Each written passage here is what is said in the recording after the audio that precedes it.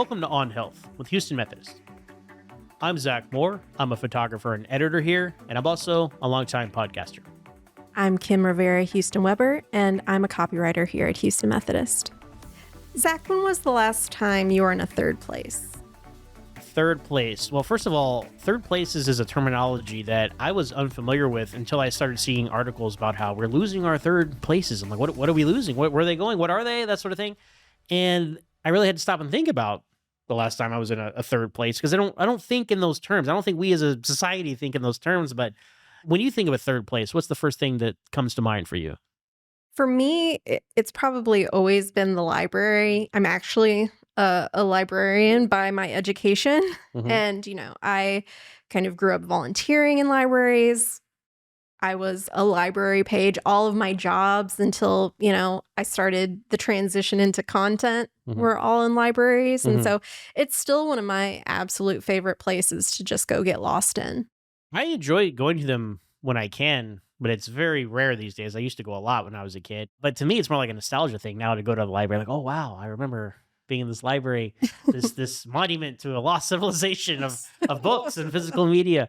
But to me, I guess my favorite go-to would be like a baseball game, a sporting event. Now, to me, I would count that as a third place. But see, these are the things we're going to unpack in our conversation today. Yeah. What is a third place? Do they count? Yeah. Does baseball count? Yeah, I hope so. All right, well, we'll find out. But who do we talk to today about third places, Kim?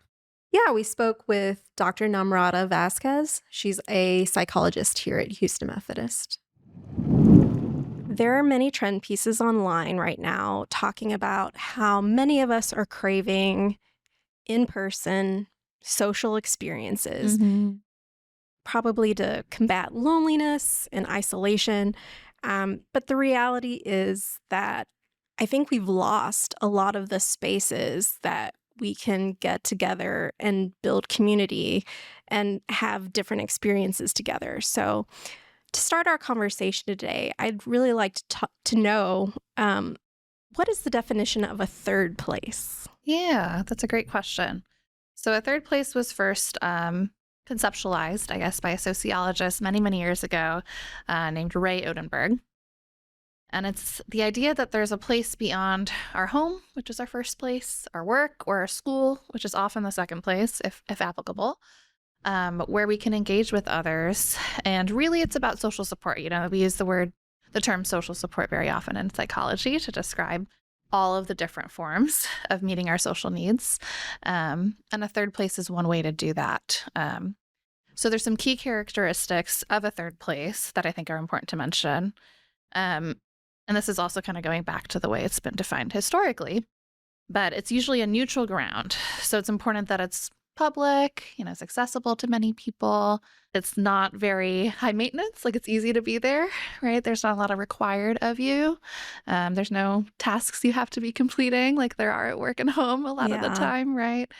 And there's some playfulness. That's a big component that I think is important to talk about as adults, like just places to be playful and not working, right?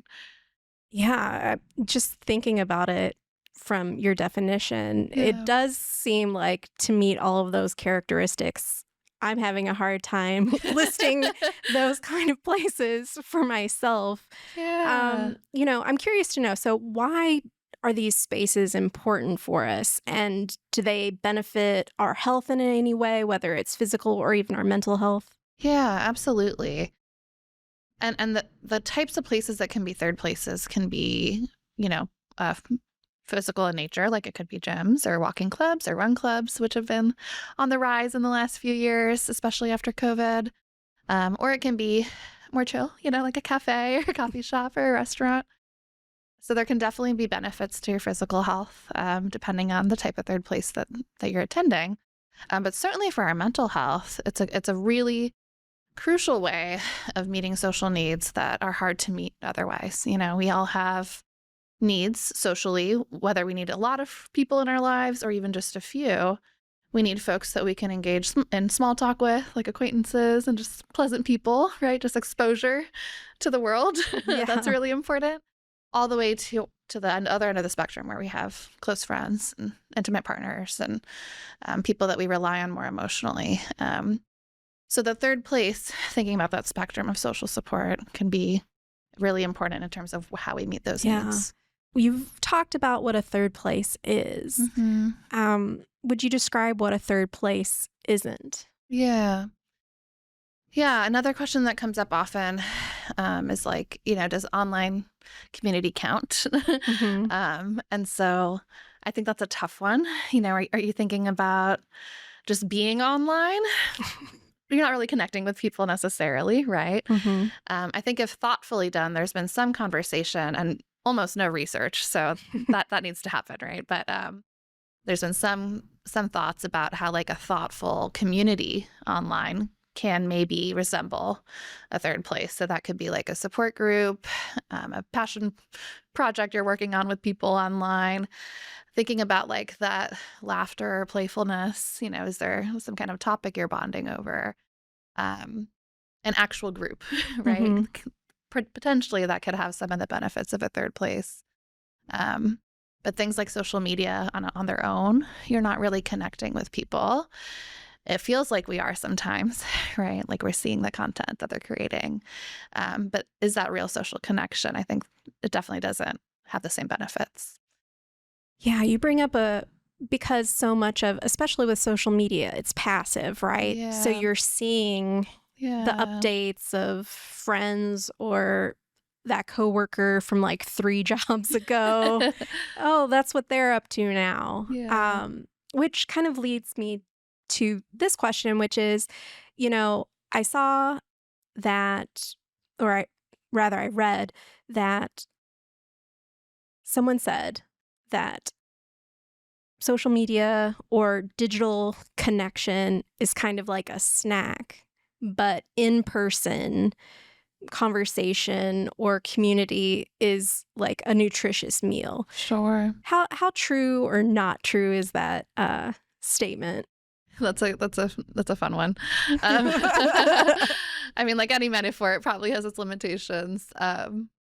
I would think about the quality of the snack too, right? Like, yeah, you might be getting some social interaction there, but is it a good snack, a satisfying snack? Right? Does it meet your needs nutritionally? Yeah, are you getting the fat, fiber, and protein? Yeah. Or is it a feel-good snack? So yeah, I mean, it definitely lacks like the components that would feel like all of my social needs are being met and I'm having like a great contribution to my mental health, right? Digital interactions do have those limitations.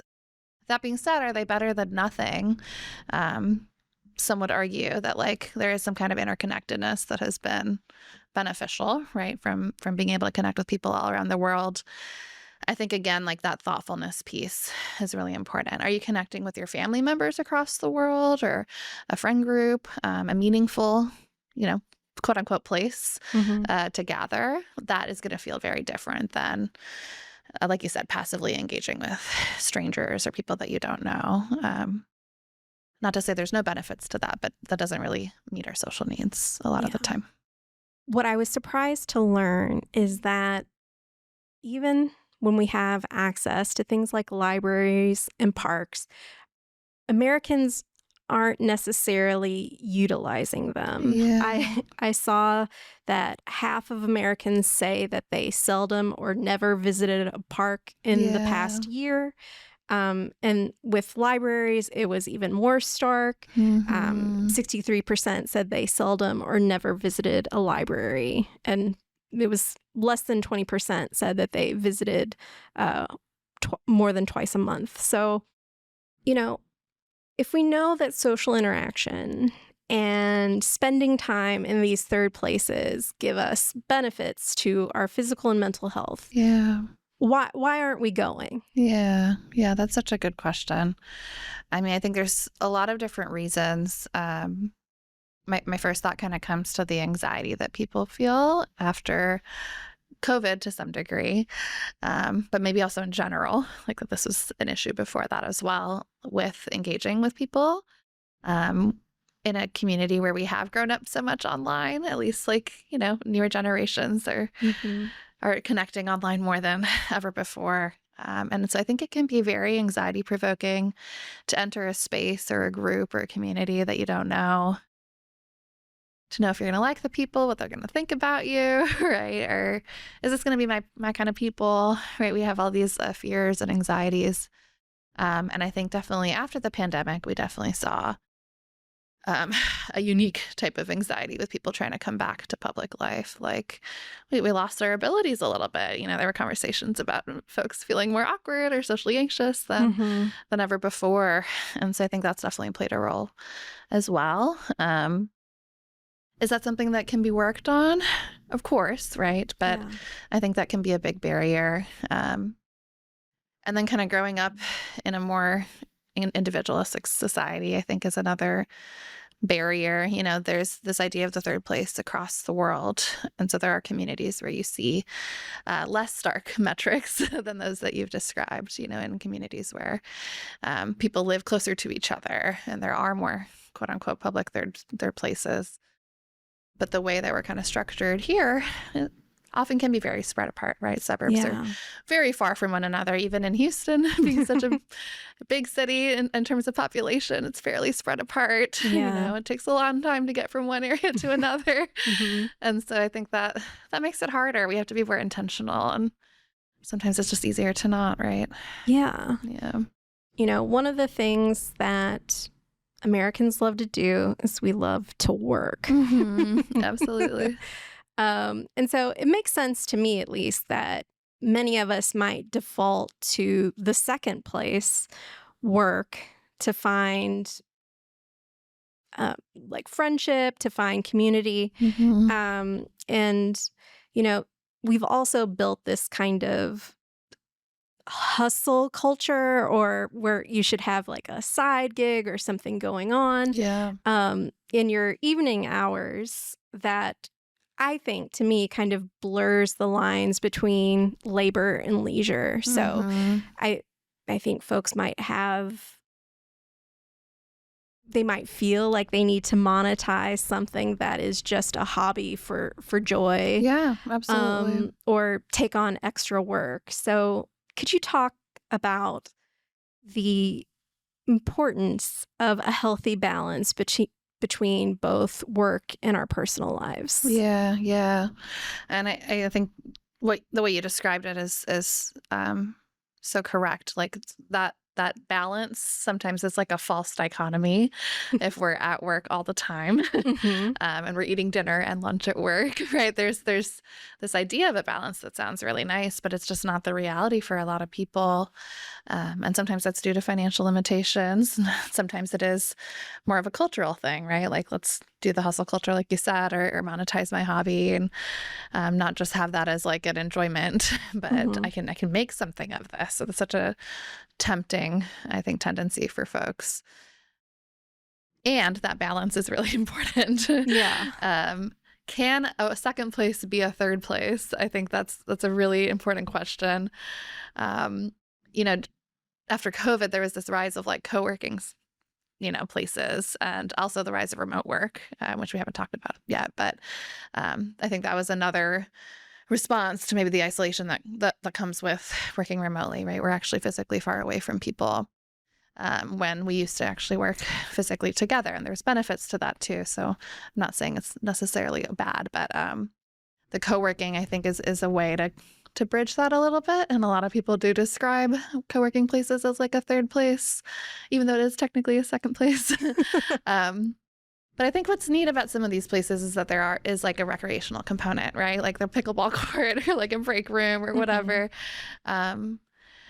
Would it be nice if there was a true physical separation?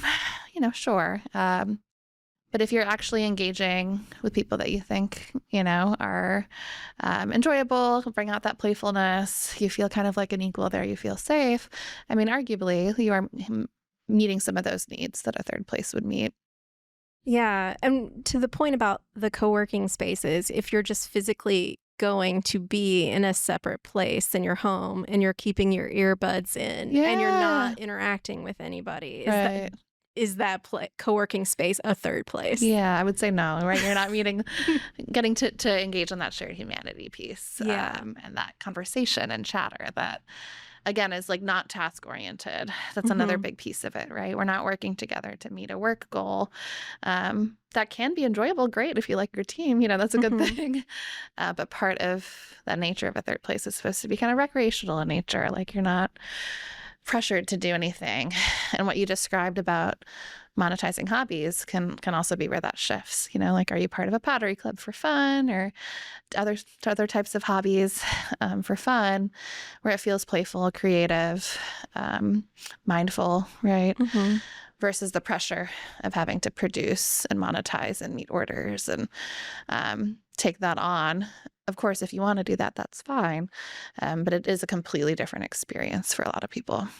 Yeah, you're kind of breaking my brain a little bit with the task element of it, since I have Hmm. so many hobbies that Yeah, have tasks. I mean, gardening, but sure. I'm just out there in my garden alone weeding, Hmm. but, I have my tasks. Hmm. But if they're pleasurable tasks, Yeah.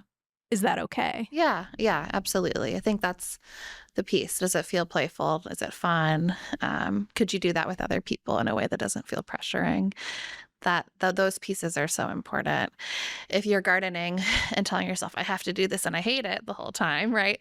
Then no, then we're not really getting that mental health benefit. And some people do engage in a lot of tasks that way, even at Mhm. home, right? So I think that's where the mindfulness piece comes in. Like, is this important to me? Do I want to spend time doing it? Why do I want to spend time doing it?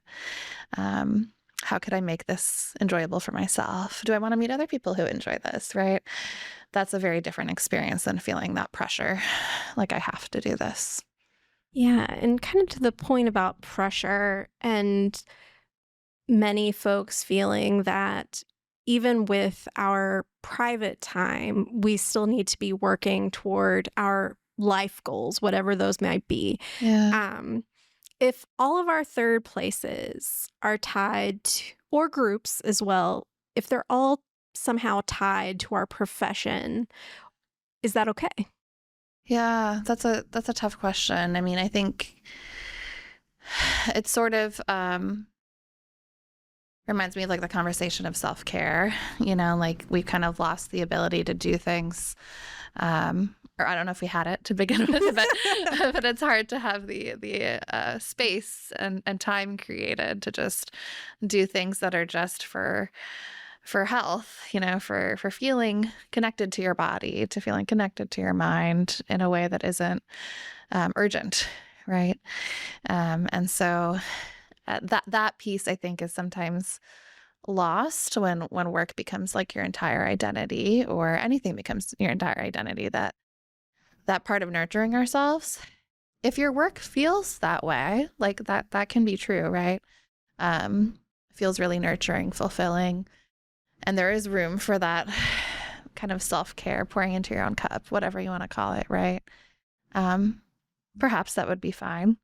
Is that the case for most people? I don't think so. I think a lot of us have fulfilling jobs, which is wonderful. Um, but after that, we need to kind of take care of ourselves to be able to do the job again the next day, right? And meet the demands of the other roles that we find important, whether that be family member or community member or part of an organization. That piece is really important.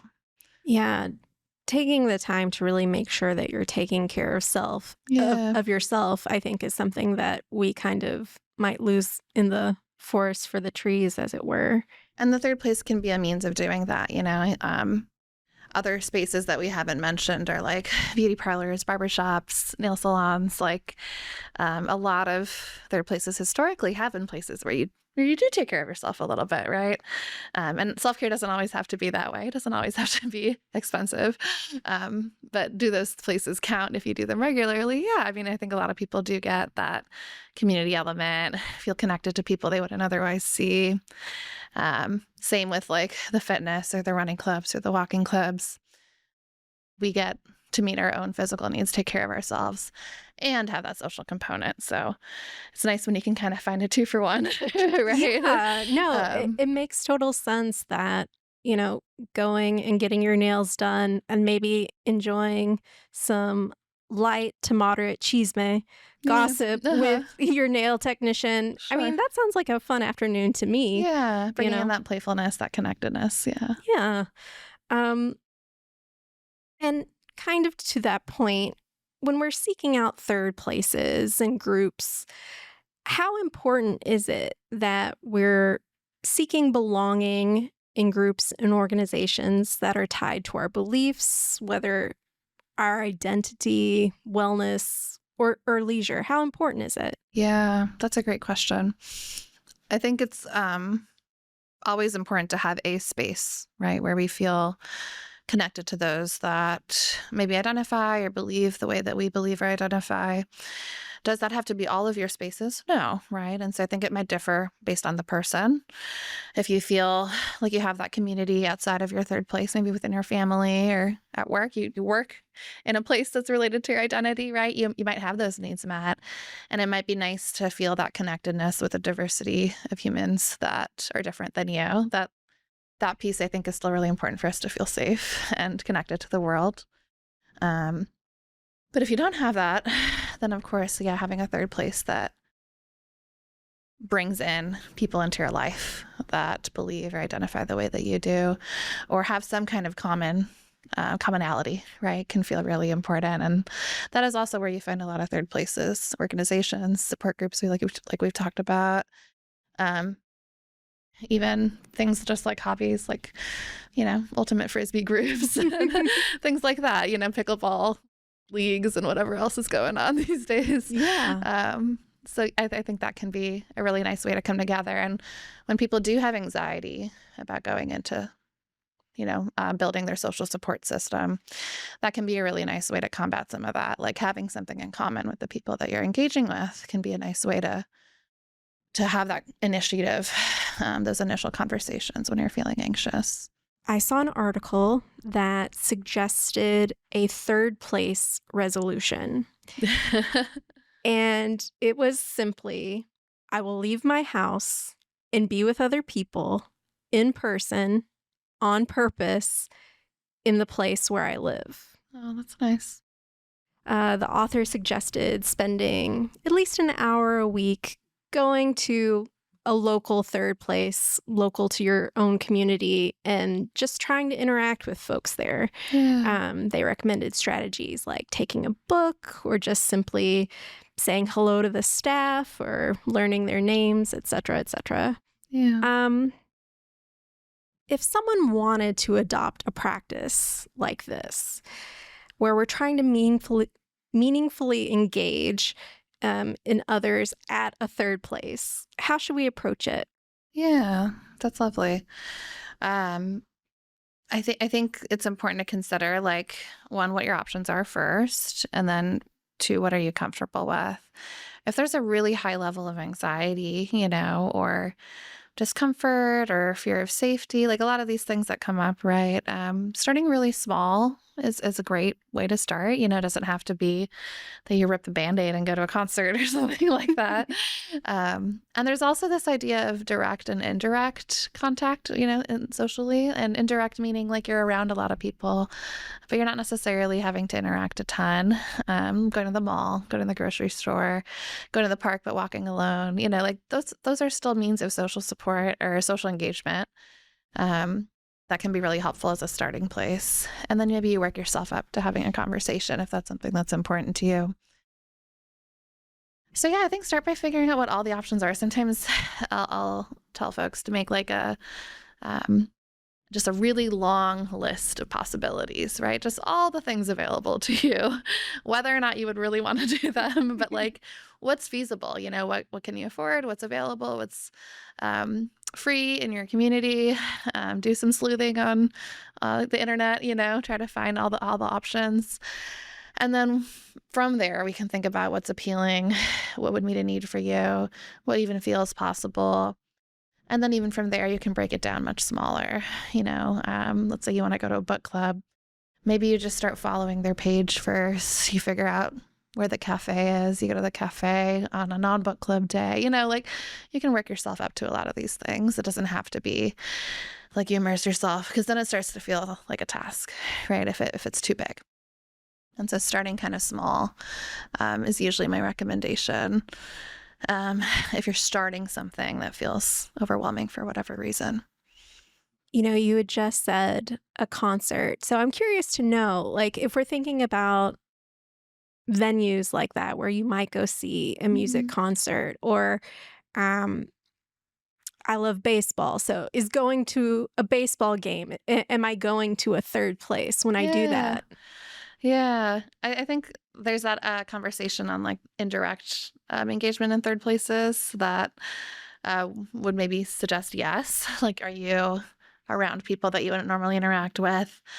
Are you having that playful experience? Like you're all laughing or cheering or booing the other team or whatever it might be, right? Are you singing together? I think a lot of people do report connectedness at concerts, for example, just from sharing the music and singing with one another. Same with sporting events. And so, yeah, if that feels like it's boosting you in a social way, then that's totally fine. For some people, that might be enough. And for others, they might want more direct contact with people. Part of it is personal exploration. And so learning what is important to me. If I've picked something, is that because it's important or because it sounds nice or I feel some pressure? Or that's what my friend would do, right? And if we can find what's important to us, then usually that offers a little bit of motivation. That's what motivates us a lot more effectively than just pressure or trying to fit in, for example. And so that self-exploration, obviously therapy can help with that. And just spending some time learning like what actually matters to me in my downtime, not what will make money, not what will look impressive. If those things happen as side effects, great, but what actually matters to me. Maybe it's feeling kind of free or just engaging with music or being outside, right? Like what matters to me, and then can that be the motivation that I think about? And if it's still feeling overwhelming, I would say kind of break it in half, like the step is still too big. You can always keep breaking it in half, even if that means just driving to the park the first day, right? And walking around for a few minutes and then try again the next day. Yeah, it seems that this concept of the third place, while it is a place that is not your home Yeah. or not work, it's still really kind of tied into us as individuals, right? Yeah. So like finding what places that bring us out and kind of fill our cup. Yeah. There needs to be a little bit of self-exploration to do that, it seems. Yeah, absolutely. And then going back to like the big list of possibilities, there's nothing wrong with trial and error, right? And so maybe you try something and you're like, I got to put myself out there, but that wasn't really for me, or I don't like that activity. I don't like pickleball, for example. If that's what you tried, I do like pickleball, but you don't have to like stick to the first thing that you try. And so I think allowing yourself that, like, I'm just going to trial and error, have some grace with myself and see what it is that feels meaningful to me at the end of the day. Yeah. Letting it come to you, right? You can't really know unless you start trying. But making it about your internal needs, your unique needs, rather than what other people are doing, is really important. Do you have a favorite third place? Oh, that's a great question. I love coffee shops. I like reading at coffee shops, working, which is not really third place at coffee shops, talking to people. I go to the library quite a bit. There's a lot of neat programming at our local libraries here. And then I think nature is big. Houston does have quite a few parks, depending on where you've lived. Otherwise, I know people have lots to say about Houston's nature opportunities, but no mountains, I've heard. Not a lot of elevation, but there are a lot of parks, and there's often events going on at a lot of the parks. And I am aware they're trying to expand the green spaces pretty frequently around here to meet some of those civic deserts or green space deserts that you were alluding to earlier. So that's kind of what I like to do. Yeah. Is there anything that we haven't talked about that you think our viewers should know? Yeah. I mean, I think if you're struggling generally to figure out how to spend downtime, quote unquote, even if it feels like you don't have it. Finding a third place can be a great option. Obviously, working with a therapist can also be something that's really helpful to try to figure out where to start. I'm biased because that's what I do. But it doesn't have to, I guess what we've been saying this whole time, just like it just has to be yours. It doesn't have to look like anyone else's third place or form or method of filling your own cup up. It just has to be what works for you. Thank you. This has been such a great conversation. Thank you. So, Kim, listening back to your conversation with Dr. Vasquez, I've had the good fortune of being able to do a lot of international travel in recent years. And I got to say, I think other countries, they integrate third places into their everyday lives a lot better than we do here in America. Yes, I agree. I've also been blessed enough to go abroad, and A couple international travelers here. I know, like world travelers. But I think it is just a little bit more hardwired into the culture. Like you think about going to a restaurant here in the States, and it's just you go in, you eat your meal, and then you need to leave. Sometimes you're kind of being scooted out a little bit to turn a table. In other countries, you're expected to linger, and you're going to have your coffee and your cake at the end of a meal, and you're going to have to flag down that waiter to be able to leave. There's definitely a different mindset. The European mindset is more suited to the third place. Yeah. And, I think it's very interesting that you bring that up because, when I asked her if work could be a second place or a third place potentially, I think we do culturally have a much different relationship to work than in other cultures. And so, I think a lot of when we try to get involved with things, a lot of it might be career adjacent.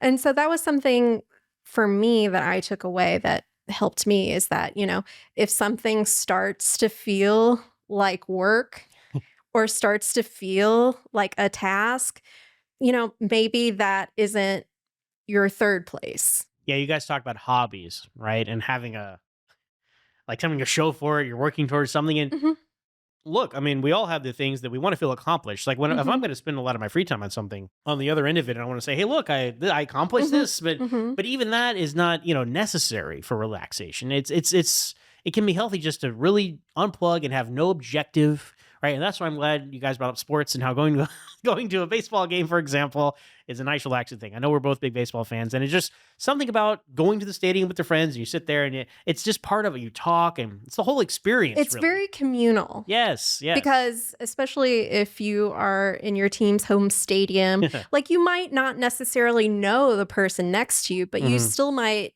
chat them up when, a play happens and then you're like, oh, he hasn't been, here we go again. He hasn't been playing well. And it's those kind of interactions that, can fill your cup. And, we also talked about concerts. And, that's definitely been something that I've experienced in my life where, I used to go to concerts by myself all the time. And I just loved being amongst the vibe of the crowd and people being just in the music. Now, I mean, of course, now everybody's got their cell phone up, and that's like a whole other conversation. You guys mentioned the internet, which I appreciated you guys talking about that. And the question of, is the internet a third place? And yes and no. Yeah, maybe. If you're engaged with and talking to people and there's a back and forth and a true interaction and investment with, people or a group or whatever that may be, then yes. But if you're just kind of scrolling, which we all do, we've all done it, we'll all continue to do it. But that's not engagement. That's just passive, intake and not really being an active participant. And that's an important component of going to the third places and taking advantage of what they are, is being an active participant in them. Yeah, being an active participant and perhaps getting out of our comfort zone a little bit. I loved what Dr. Vasquez said about how you can kind of gently introduce yourself in these spaces or trying to just find out what's for you and really getting that sense of play when you're trying to figure out what your third place is.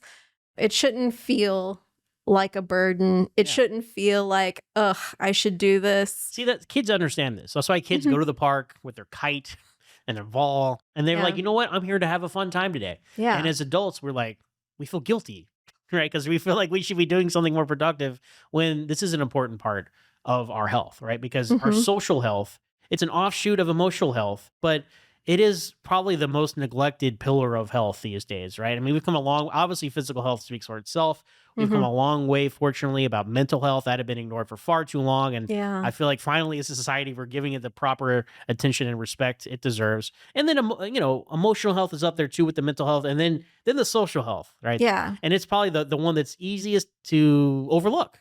Yeah, because I think we all are very busy and we have things on our proverbial to-do list, but we're social animals. I think as one of our experts in an episode last season mentioned, the kind of small talk that you get into at the grocery store or at a coffee shop, it lights a different part of your brain than when you're speaking with someone you know. Yeah. So all of this is really important for our health, like both our physical and mental health. Yeah. I mean, I was wearing an Astros hat when I was in Greece recently. Again, world traveler, Zach Moore here. But we were just on a hike and some guy saw my hat and he's like, "Oh, you're from Houston?" And we started talking about, random stuff. And so those sorts of things can kind of trigger fun interactions that are totally unexpected. Those dopamine lights went off in my head, like you guys talked about, that sort of connection, right? Oh, yeah. One of my favorite things, because, I follow all of the Cleveland sports teams. So Ohio people always find each other. So like you'll see somebody wearing the hat and you just kind of do this little OH and wait to hear the IO. We're hardwired to, make these connections. And so it's important for us. Yeah. So take that pro tip from us. Wear some paraphernalia of your city, your teams of choice if you're a sports fan. That's right. And that really though, because we're on the lookout for that. That's an easy way to be like, hey, go Astros. So. Go Stros. All right, well, that's going to do it for us this time on Health with Houston Methodist. Be sure to share, like, and subscribe wherever you get your podcasts. We drop episodes Tuesday mornings. So until next time, stay tuned and stay healthy.